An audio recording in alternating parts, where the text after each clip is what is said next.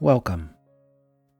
These are long, calm English stories designed for relaxed listening and natural language immersion. You can listen actively or simply let the stories play in the background. The Road Between Quiet Towns. The road did not have a name anymore. On older maps, it appeared as a thin gray line running east to west, connecting places that most people had stopped visiting. Newer maps did not show it at all.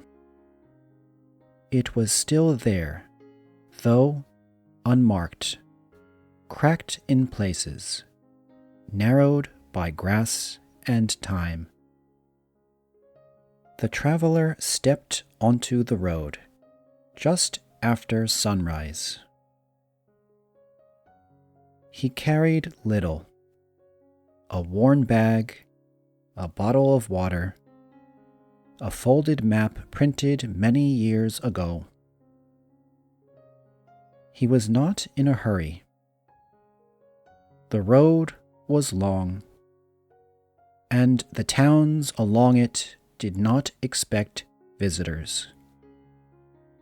He had chosen this road because it was quiet. Cars did not pass here.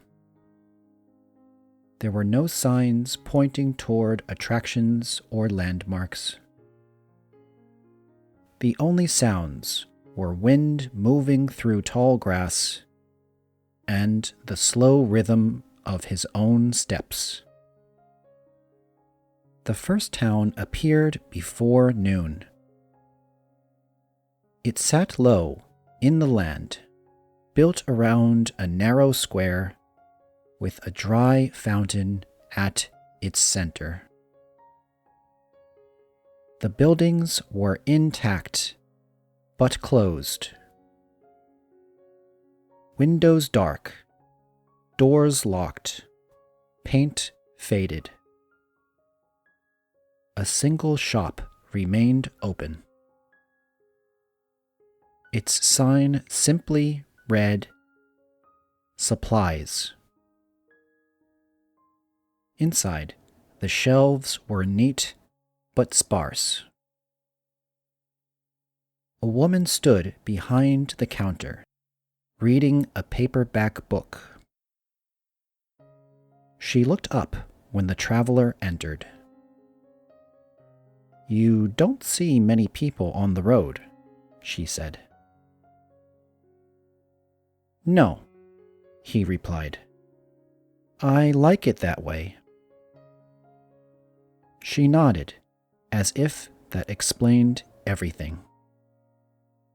He bought bread, dried fruit, and another bottle of water. They spoke briefly about the weather and the condition of the road ahead. Nothing personal, nothing unnecessary. When he stepped back outside, the square was empty again. He did not stay. By afternoon, the road rose slightly, giving a view of open fields and distant tree lines.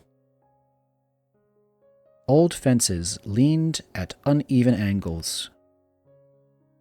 Their wire rusted, but unbroken. Occasionally, a path branched off toward a farmhouse or a cluster of buildings.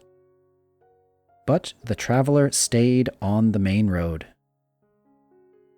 This was how the road worked. It offered choices, but it did not insist. Near evening, he reached the second town. This one still had people. Children played near a shallow stream. a dog slept in the shade beside a grocery store. Someone had placed chairs outside a cafe, though no one was sitting in them. The traveler stopped for a meal. The cafe served soup and bread. The owner did not ask where he was going. People here seemed used to travelers who did not explain themselves. He spent the night at a small guest house. The room was clean. The window faced the road. In the morning, he left without waking anyone. As days passed, the towns grew farther apart. Some were little more than clusters of houses. Others were larger, with schools that no longer held classes and post offices that opened only twice a week. In each place, the traveler observed without interrupting. He noticed patterns. In some towns, people gathered near the road, as if waiting for something to arrive. In others, buildings turned inward, doors facing away from the road entirely. Once, he met another traveler. They passed each other without stopping. They exchanged a brief nod. That was enough. One evening, the road narrowed and entered a wooden stretch. Trees closed in on both sides, their branches forming a close canopy. The light changed, becoming softer, filtered. The traveler slowed his pace. Here, the road felt older. Stone markers appeared along the edges, worn smooth, their inscriptions unreadable. He wondered who had placed them here, and for what purpose. He camped beside the road that night, listening to insects and distant wind. Sleep came easily. In the morning, he found something unexpected. A sign. It was small, mounted on a wooden post. The letters were faded, but still visible. Next town, 12 miles. He had not seen a sign like that since the beginning of the road. The distance did not concern him. The fact that someone had bothered to place the sign did. The next town was different. It was arranged carefully, its streets straight, its buildings evenly spaced. Everything appeared maintained, but quiet. Too quiet. Curtains were drawn. Doors were closed. At the center stood a clock tower. The clock face showed the correct time. The traveler walked the perimeter first.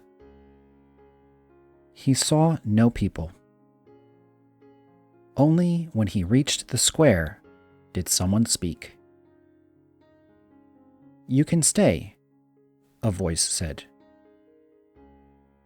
An older man stood near the tower, hands clasped behind his back. "We don't get many visitors," the man continued. "But we keep rooms ready." The traveler accepted the offer. Over dinner, the man explained that the town had once been a stop for traders. When the main highway moved south, the traffic disappeared. Most people left. Those who stayed, the man said, decided to keep things as they were. The traveler stayed 2 nights. On the second morning, he noticed that the clock tower no longer worked. No one mentioned it.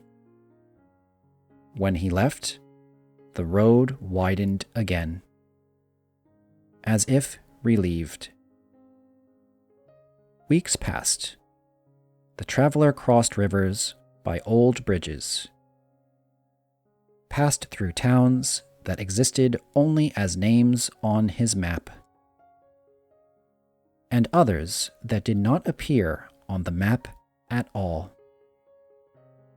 He learned the sound of his own footsteps. He learned when to stop, when to continue, and when to sit quietly and observe. Eventually, the land began to change. Hills gave way to flatter ground. The air grew warmer. The road smoothed, its surface less broken. One evening, he reached the final town marked on his map. It was larger than the others. Lights were on in many windows. People moved through the streets with purpose. At the edge of town, the road ended. Not abruptly. It simply blended into a wider street, marked with signs pointing in many directions. The traveler stood there for a long moment. Then he folded his map. He stayed in that town for several days. He spoke more than he had in weeks. He listened even more. When he finally left, he did not return to the road, but the road remained. Quiet, unmarked, waiting. And somewhere between the towns, the silence continued its slow, patient work.